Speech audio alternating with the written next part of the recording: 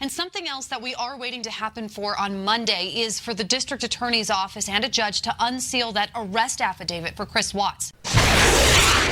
Hello and welcome to True Crime Rocket Science, the most authentic voice in true crime.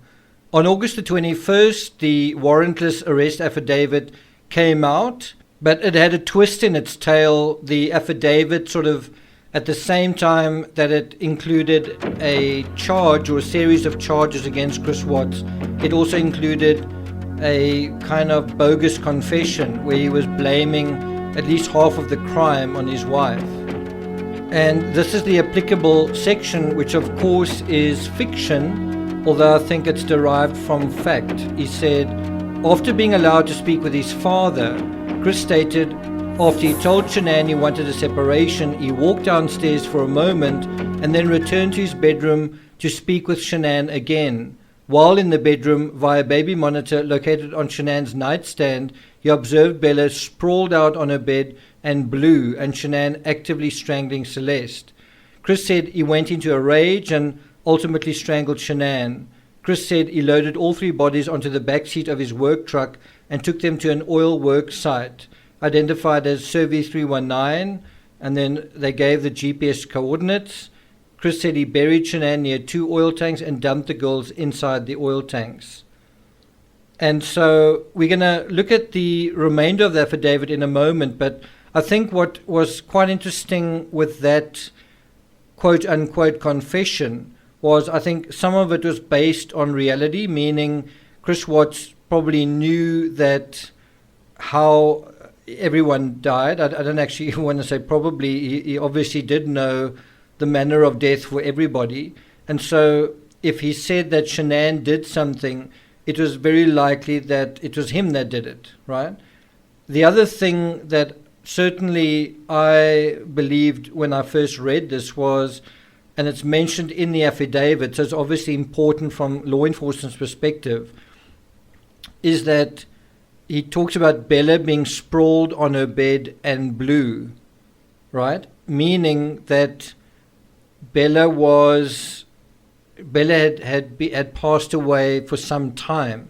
Now, on the one hand, you can say that is very unlikely that she would have turned blue that quickly. On the other hand, you could say maybe she did turn blue and he was talking about it in that sense. In other words, he was aware of this change in color, this change in pallor, but he was obviously misstating when this happened. And that brought up the very important question, what is the time of death here? And that has been a mystery in this case all along, is the time of death for each of the three family members. Were two killed virtually at the same time? Were all three killed at the same time? Was each person killed at a different time? And if so, what time? So that was really the question that the affidavit presented us with. And as I say, we don't really have absolute certainty as to the answer. Now, I think what's interesting reflecting on this blog post dated the 21st of August is that there's no text alongside, there's no analysis alongside. And I think the reason for that was when I saw the affidavit, I decided I was going to write a book on the Watts case, the man underneath Christopher Watts. So when I saw the affidavit, I thought, okay, this is sufficient information for us to, build up a narrative, basically using the affidavit as a source, and then also the Sermon on the Porch, which totals about 15 minutes, as a supplementary source, and then Shanann's social media as a third dimension to the narrative. And I thought that was quite a lot of material from which one could extrapolate, right? Now, if we go into the narrative, and it's interesting that they use the same words that narrators would use to some extent, the trial narrative or the defense narrative or whatever. It's interesting that law enforcement also use the word narrative. which is to say their story. And when things go to trial, it is really a competition of narratives. The prosecution's narrative versus the defense narrative. Which one is the more convincing? Which one is the more compelling? Which one is the more believable? Which one is the more credible? And so the narrative reads, on August 13 at about 20 to 2, Officer Coonrod was dispatched to 2825 Saratoga Trail on a check well-being call. Now, there's already intertextuality there, where I think you had a similar situation in the Patrick Frazee case, which also started off, which also kicked off with a check well-being call. I think one of the important starting points in any of these affidavits is who makes the 911 call, who calls the police, and almost invariably it's not the person that is ultimately responsible for the crime. The last authority that they want to call is law enforcement, right? And, I think sort of an exception to that is Patsy Ramsey in the John Benet Ramsey case. But, they had something else to direct the attention of the authorities to, being the ransom note, right? So also in the Morphew case, you have a situation where who calls 911? Well, it ends up being the neighbor. It's not a family member. It's not even a friend. In the Laurie Vallow case, who calls 911? That's also a check well-being call. And if I remember correctly, it was Kay and Larry Woodcock who requested that. Now, I think in retrospect, the speed at which this check well-being call happened makes complete sense if you know what happened the weekend that Shanann was away. But I also think Chris Watts sort of shot himself in the foot, meaning because Shanann was, I believe, poisoned, something was put into her shake or something when she left for Arizona, and she felt ill the whole time. Because of that, I think Nicole and Cassie were very concerned about her. They were concerned because she didn't feel well. She didn't feel well because she would, for example, stay in the hotel. She wasn't really eating very much. I think that had something to do with that particular shake that she took. Bear in mind, Shanann herself texted to say, I feel so dizzy I can barely stand, right? And then the other side of it is probably some of it had to do with emotional distress, based on what Chris Watts was doing on Saturday night. Shanann was distressed, she was worried, she was unhappy, she was expressing her fears to her friends.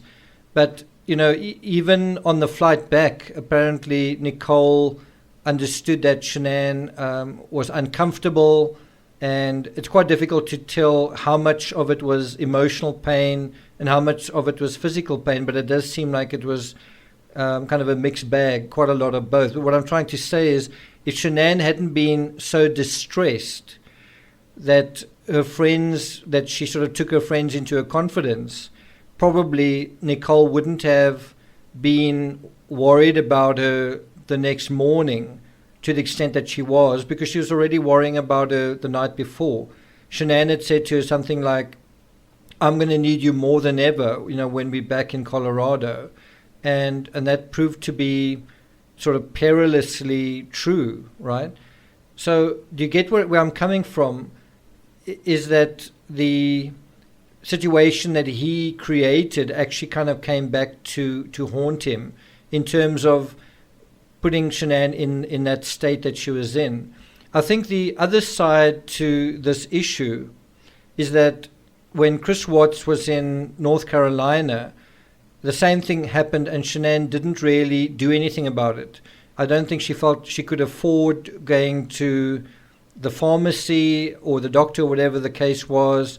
And she also pretended to her own parents that nothing was wrong, in the sense of they thought that she was possibly ill from the pregnancy, and they didn't really assume, or they didn't think that it could actually be problems between Chris and Shanann, right? And she allowed them to think that. Now, it's possible Watts assumed the same thing would happen in Arizona is if Shanann didn't feel very good, she'd keep up appearances and she'd pretend that everything was okay, but he was wrong. He was wrong on that score.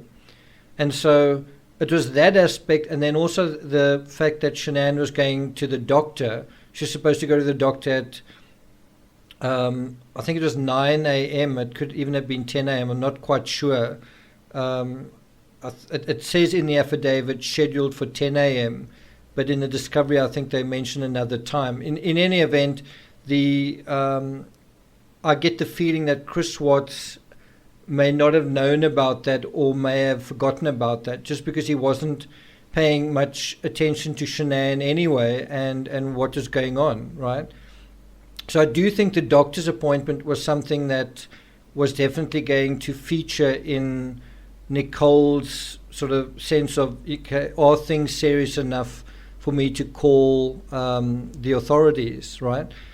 I also think that Chris Watts perhaps assumed that there wouldn't be much communication between thrivers, and there was a little bit of a group forming. Cassie and Nicole and Shanann, for example, were in kind of a group, and he may have just underestimated the extent to which they were communicating amongst themselves. I do think he was relying on Shanann putting up a brave face, and because of that, them having the impression that something else had happened. So going back to the affidavit, later that morning, Nicole became concerned because Shanann was not answering her phone calls or text messages and also missed her doctor's appointment scheduled for 10 a.m. Nicole went to Shanann's residence and discovered a car in the garage with car seats positioned inside it. Now, what's not mentioned here is how that happened. How could Nicole see this? Well, she had her son stand on the vehicle. She actually pulled her vehicle closer. Her son stood on the side of the vehicle and then looked through those little square windows in the garage. This was something that a lot of people just couldn't understand for a long time. How on earth did Nicole know that the car was still in the garage, right? And I think this is an area where Chris Watts really made kind of a mess in terms of his cover-up. Is if the car just hadn't been there, even if he'd parked it around the block, it would be plausible that Shanann had gone somewhere herself. But the fact that her car was there and her phone was there just made it totally implausible. It made his story totally implausible. So it goes on to say, Nicole attempted to enter the front door, but a latch prevented it from opening more than 3 inches. And this is another area that was quite interesting when you went into the Atkinson transcripts and Nicole spoke about, they never latched that door. There was a short period where they might latch it because they didn't want the dog to go out, but essentially that door was never latched. So that was something that stood out for her. Then upon arrival, Coonrod checked all windows and doors, including the rear slider door, and discovered all of them were locked with no way into the house. Now, that was another thing that gave away quite quickly to the authorities the sense that something happened inside the house. There was not an intruder. Someone didn't break into the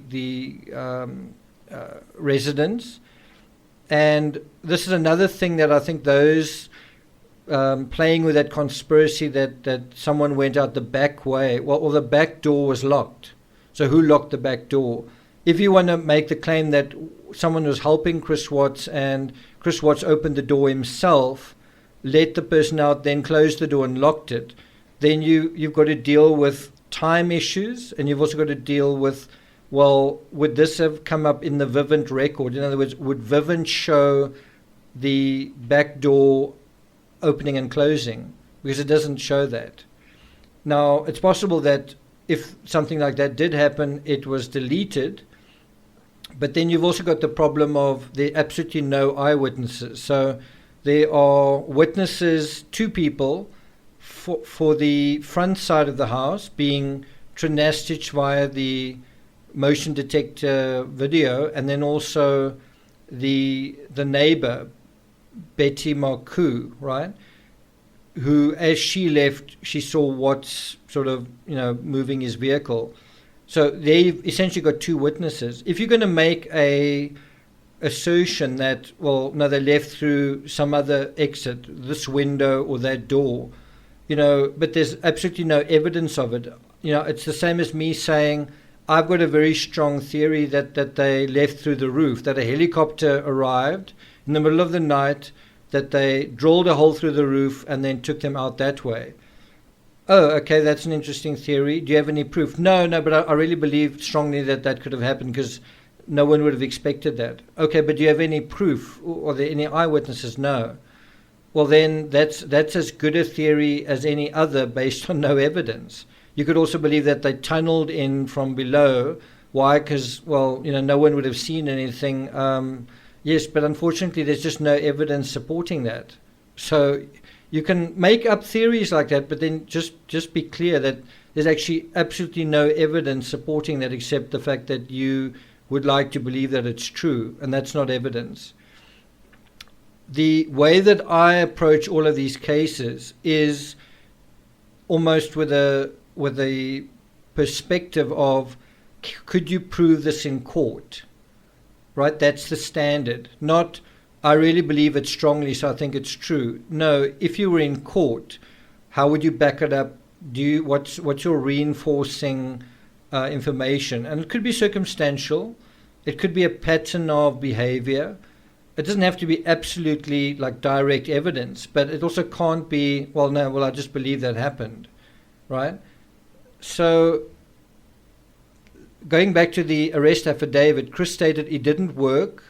The garage door keypad didn't work, and he was only 5 minutes away. Now, that whole thing about the garage door keypad not working is part of the narrative leading up to all of this happening. So you can actually anticipate that Chris Watts would like to do something with the garage door because the garage door sensor was dodgy. And because the garage door sensor is dodgy, he can kind of play with that and say, well, Shanann could have left on her own through the garage in terms of on foot, walking away. There's a little bit of leeway there. But and Shanann actually said in her correspondence to him, get that sensor fixed before I flip. And ultimately it looks like it just wasn't fixed. So, that is also the entrance that Chris Watts would use when he came home at the end of a work day, and then he would then leave and go to Nicole Kessinger. And so it was a way that he could defeat Shanann's efforts to, I wouldn't say surveillance, but certainly it wasn't allowing her to know what his movements were. And so why not use that as well in terms of this particular aspect, getting someone out there. And so that's kind of what I mean by using precedent, using other behavior patterns. And, the other people who want to talk about all these other things, they've got none of that to rely on. It's just, oh, no, I think they went through another entrance. Okay, well, it's not really based on anything. Then it goes on to say, when questioned by Officer Coonrod, Chris said Shanann arrived home from a trip around 2 o'clock. Chris said he woke up around 5 o'clock. So he's basically wiping out 3 hours there, right? Now, something else that's also quite interesting is to Coda, he would later say that he woke up around 4 o'clock. So in his sort of confession and versions of events a little bit later on, he would move up the time by an hour. And that's already an interesting correction. And I think what you've got to bear in mind here is if he says he woke up at about 5 o'clock, then you've got to already start thinking, okay, given his scenario that 3 people had died during this time, when did he have time to do things? Right? When did he have time to do the loading and all that kind of thing, given that he went out to his truck 18 minutes later at 5:18, right? So did he commit triple murder in 18 minutes? So that presented another problem. Anyway, it says he began talking to Shanann about marital separation and informed her he wanted to initiate the separation. So his story in this affidavit is basically that for the first time, he basically tells Shanann, early that morning, you know what, I think we should get separated. And then he goes to work and then she disappears. She doesn't take her car. Her bags are still packed. She doesn't take those. She doesn't take the kids' medicine. She doesn't take her phone. She just disappears. And it's almost like, if you think about it in another way, Watt says, I want to separate from you. And then the next thing is family, almost like bubbles popping, just disappear into thin air. And then he says, yeah, they vanished. I don't know what happened to them. That does seem to be like someone who's totally delusional. And so we know about the rest. He said it was a civil conversation. They were not arguing. But when you go through the phone data review, it turns out that they had spoke about a separation already. That spoken about getting rid of the house already. So why would it be necessary to wake her up then to talk about something they'd already spoken about?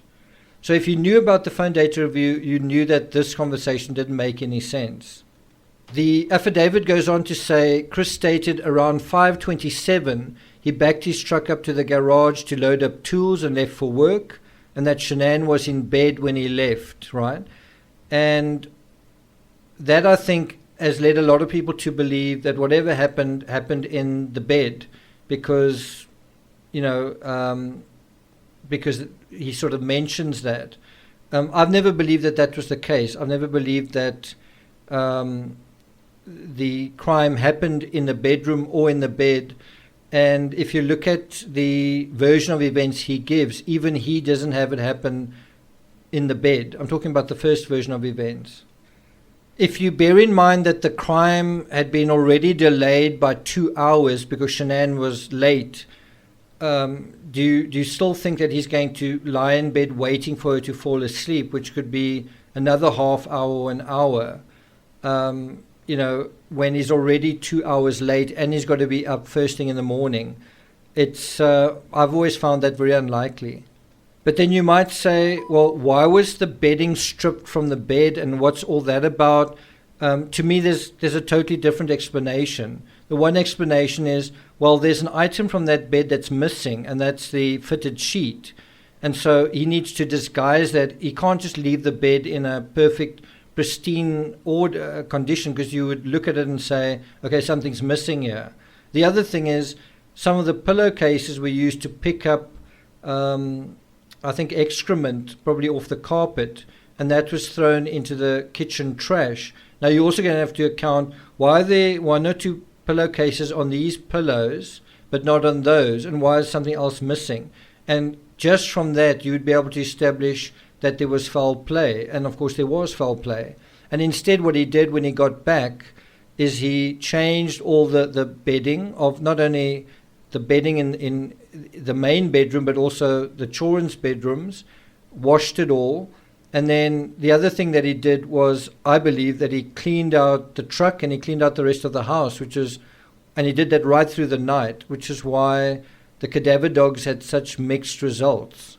And I think people forget that. People think that the cadaver dogs just arrived almost like the same day, forgetting that Chris Watts actually had a lot of time to clean up the crime scene, and that's not in dispute. It's not, there's no mystery, did he clean up or not? He admitted that he did. When he spoke to Nicole Kessinger, he said he was cleaning to sort of keep his mind busy.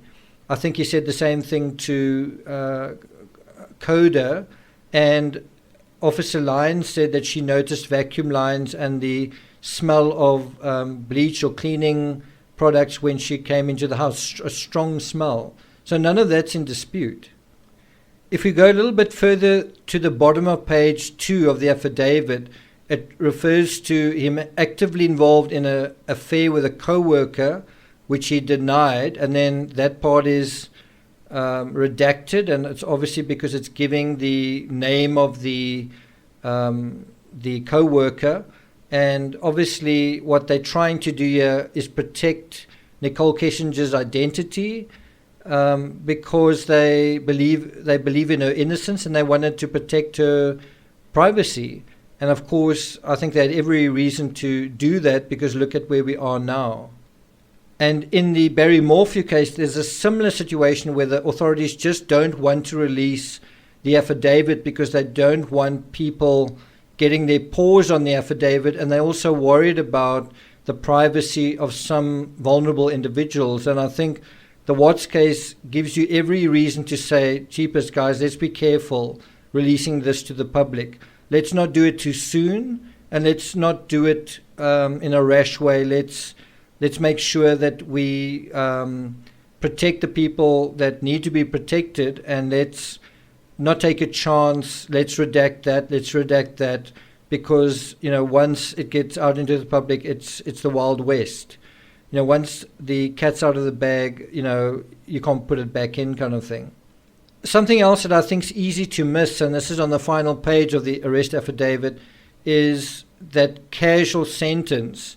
After being allowed to speak with his father, Chris said, he told Shanann he wanted a separation, and then he walked downstairs.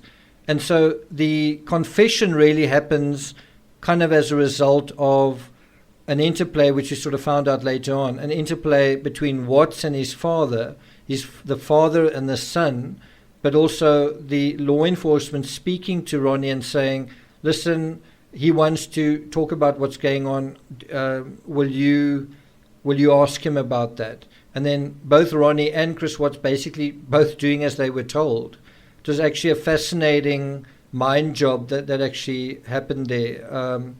It was a gamble, but the gamble completely paid off. And it's ironic that several months later, if not years later, both Chris Watts and Ronnie seem to be wanting to appeal everything. Oh, no, we were tricked, or it was under duress, or whatever. The fact is, you admit to something like that with the cameras rolling.